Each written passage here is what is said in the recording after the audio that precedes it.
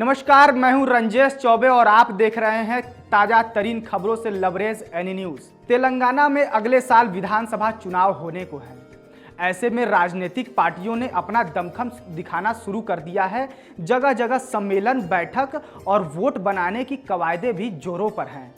तेलंगाना की सत्ताधारी party TRS ने भी अपने किए गए कामों को लेकर जनता के बीच जा रही है और वहीं विपक्ष उस पर लगातार हमले भी कर रही है कि टीआरएस ने इस राज्य में कुछ नहीं किया।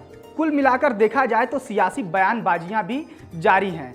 ऐसे में हैदराबाद में भारतीय जनता पार्टी की कार्यकारिणी बैठक होती है और उस बैठक में कई बड़े नेताओं के साथ गृह मंत्री और यहां तक कि पार्टी के सबसे बड़े नेता प्रधानमंत्री भी शामिल होते हैं।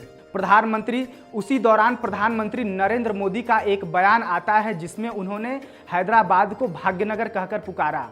फिर क्या था, बुद्धिजीवियों से लेकर देश की तमाम जनता यह जानने को उत्सुक हो गई कि आखिर हैदराबाद को भाग्यनगर पुकारने का कारण क्या है। तो आइए जानते हैं इसके तर्कों को। प्रधानमंत्री ने कहा, भाग्यनगर में ही सरदार पटेल ने एक भारत दिया था। प्रधानमंत्री के इस बयान के बाद कहा जा रहा है कि जल्द ही हैदराबाद का नाम बदलकर भाग्यनगर रख दिया जा सकता है। ऐसा भी नहीं है कि पहली बार किसी ने हैदराबाद को भाग्यनगर कह के पुकारा हो। इससे पहले भी भाजपा, आरएसएस और विहिप के कई बड़े नेता हैदराबाद को भाग्यनगर बोल चुके हैं। 2020 में ही हैदराबाद में जब नगर निगम चुनाव हो रहे थे, तब इस दौरान उत्तर प्रदेश के मुख्यमंत्री योगी आदित्यनाथ ने हैदराबाद को भाग्यनगर कहा था। तब भाजपा ने यह वादा किया था कि अगर वह चुनाव जीतते हैं तो हैदरा नाम बदलकर भाग्यनगर कर दिया जाएगा। ऐसे में सवाल है कि क्या यह सच है कि हैदराबाद का पुराना नाम भाग्यनगर था? अगर भाग्यनगर था तो इसका नाम हैदराबाद कैसे पड़ा? रिपोर्ट की माने तो 1816 में ब्रिटिश नागरिक एरॉन एरो स्मिथ ने हैदराबाद का एक नक्शा तैयार किया था। इस नक्शे में हैदराबाद का नाम मोटे अक्षरों में लिखा गया था और उसके नीचे भाग्यनगर और गोलकुंडा भी लिखा था। यानी इससे पहले शहर का नाम हैदराबाद के साथ साथ गोलकुंडा और भाग्यनगर भी था।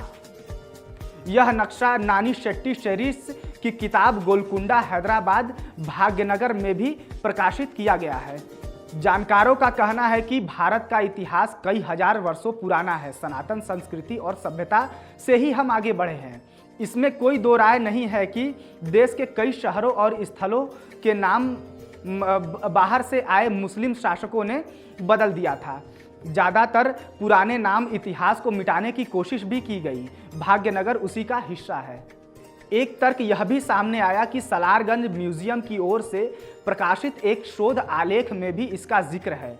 इतिहासकार नरेंद्र लूथर ने 1992-93 में छपी अपनी किताब ऑन द हिस्ट्री ऑफ भाग्यवती में भी इसके बारे में बताया है। इतिहासकार मोहम्मद कासिम फिरिश्ता की पुस्तक में बताया गया है कि उस दौरान हैदराबाद में सुल्तान भाग्यमती नाम की एक महिला को पसंद करने लगे थे, इसलिए उन्होंने शहर का नाम बदलकर भाग्यमती रखा था। बाद में इसका नाम बदलकर हैदराबाद कर दिया गया।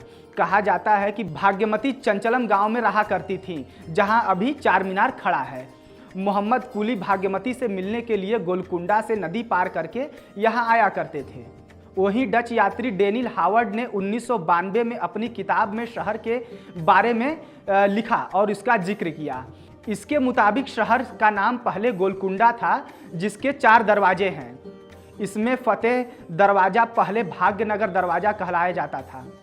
बाद में शहर का नाम गोलकुंडा से भाग्यनगर हुआ और फिर हैदराबाद हो गया। कुछ लोगों की दलील है कि संस्कृत शब्द भाग्य का इस्तेमाल फरकुंडा बुनियादी के लिए किया जाने लगा और इस वजह से फारसी नाम से संस्कृति तेलुगु में भाग्यनगरम प्रचलन में आया।